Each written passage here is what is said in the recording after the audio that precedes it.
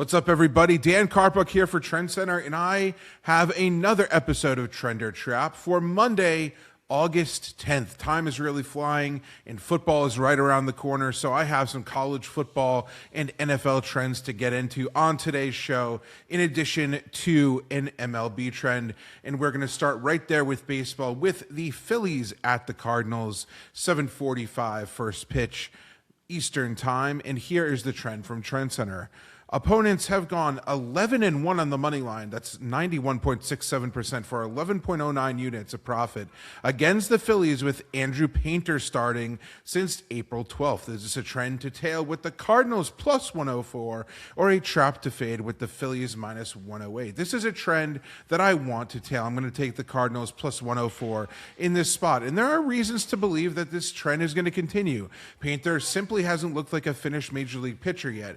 He ranks in the 6th percentile in pitching run value, 12th percentile in XBA, and 14th percentile in xERA, with a 5.12 expected ERA. There's also a potential health concern. Painter left his last start with left hamstring tightness, and that's his landing leg. When you're relying on a fastball in the upper 90s, even a minor issue with that landing leg can affect mechanics, command, and confidence.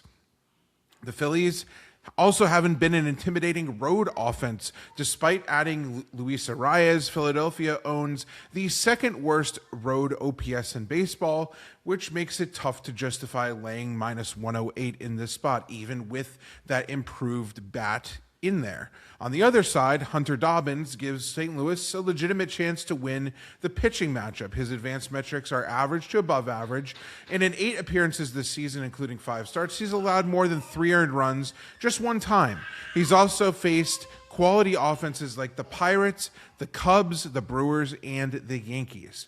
Yes, the Cardinals rank near the bottom in the league in home OPS, but at plus 104, I don't need St. Louis to have a great offense. I just need them to win this game. When you combine the 11-1 Trend Center trend, concerns surrounding Painter in Philadelphia's road offense, and a capable Dobbins on the other side, this is exactly the type of underdog spot I want to attack.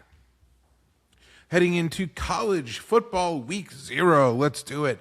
San Diego State at USC on August 29th. Here is a trend that I found doing some research over the weekend.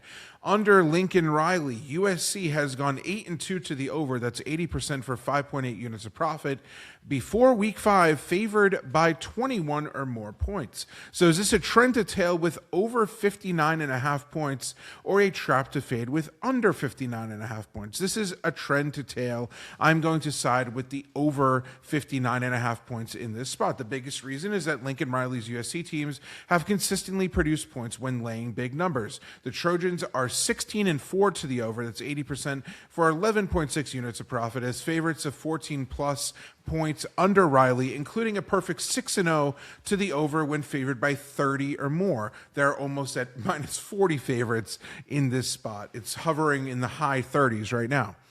This specific situation is just as strong. USC is 8-2 to the over, like I mentioned, before week 5 when favored by 21 plus. And Riley is 4-0 to the over in season openers so far during his tenure. And don't just think this is a historical trend. Quarterback Jaden Maeva returns after throwing for 3,711 yards with 24 touchdowns, and USC brings back most of an offensive line that should be one of the best in the entire country. Add in a dynamic backfield with King Miller and Waymon Jordan, and USC has plenty of ways to score touchdowns at will. The key for the over is that San Jose State doesn't necessarily have to be great offensively. If USC jumps out early, the Spartans will be forced to throw, which creates more clock stoppages and potentially more possessions. San Diego State also turned the ball over a ridiculous 27 times last season, giving USC's defense most likely some opportunities for short fields and quick points. The matchup is lopsided. The trends are overwhelmingly in favor of points, and USC has enough offensive firepower to potentially clear this number by themselves. This is one of 2 week 0 bets I've already made, along with TCU -7 versus North Carolina over in Ireland. Now heading to the NFL Week 1, Saints at the Lions on September 13th. Per Trend Center, over the last 27 years, week one underdogs of 6.5 or more points have gone 52, 21, and 1 against the spread. That's 71.23% for 28.9 units of profit, 35.5% ROI, with a game total of 42 points or higher. So is this a trend to tail with the Saints plus 6.5 or a trap to fade with the Lions minus 6.5? I'm going to say that this is a trap on the Lions, and I'm going to take the Saints at plus 6.5. Yes, Detroit has been one of the NFL's best teams against the spread under Dan Campbell. I even wrote an article about that recently. But this is a spot where the historical week one system is just too strong to ignore.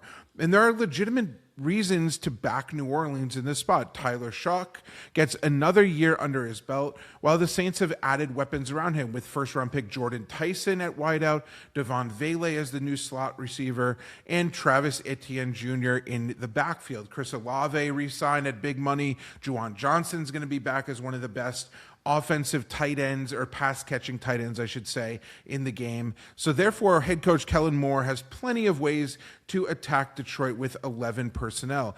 The Saints should also be able to create matchup problems with both Alvin Kamara and Etienne together in the backfield. That two-back personnel, or I should say 12 personnel, can create opportunities for play action while forcing Detroit to account for multiple threats in the backfield.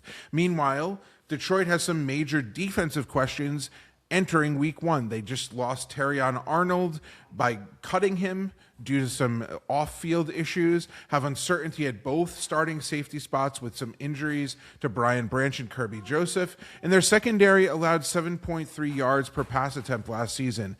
Detroit also ranked just 18th in EPA against 11 personnel and 28th against 12 personnel, which is particularly interesting against a New Orleans offense that seemingly will be able to attack out of both of those formations.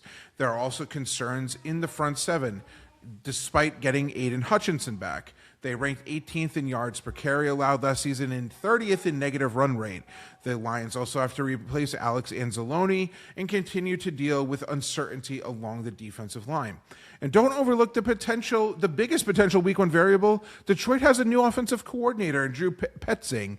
Even though the Lions have plenty of talent, a new player caller can create some early season inefficiency, especially against a Saints team that should be more competitive in year two under Kellen Moore. Detroit should win this game at home, but laying more than a touchdown or even 6.5 points feels like we're just asking a little bit too much here in a week one matchup with this many question marks. I'm going to go with the Saints at plus 6.5, and I'd even have some interest in the Saints money line as we get closer and closer to kickoff. But plus 6.5 is where I want to be right now, where the value is, in my opinion. If you made it this far, as always, enter code POD50 at checkout, POD50 at checkout in the Trend Center app for 50% off your first month. This is the only promo running right now, so only listeners and viewers of this show can take advantage of that POD50, POD50 at checkout for your first month off. With college football and NFL right around the corner, this is a perfect time to start creating your own trends, studying historical trends, and getting in while the value is still there, guys. POD50 at checkout, and I will be right back here tomorrow with another episode of Trend or Trap.